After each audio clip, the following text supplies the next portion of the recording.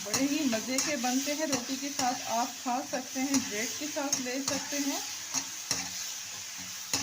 चपाती के साथ बहुत ही यमी लगेंगे। इसको 5 मिनट के लिए ढक देंगे। ये रेसिपी आपकी 15 मिनट में रेडी हो जाएगी, 10 मिनट में भी रेडी हो जाएगी। बहुत ही जल्दी से जो हमारे टमाटर हैं वो गल जाते हैं। ये देखिए टमाटर हमारे गल चुके हैं और इतना मैं इसको नहीं गालूंगी क्योंकि 2-3 मैंने कच्चे टमाटर खुद लिए थे। तो ये हमारी चटनी बन चुकी है।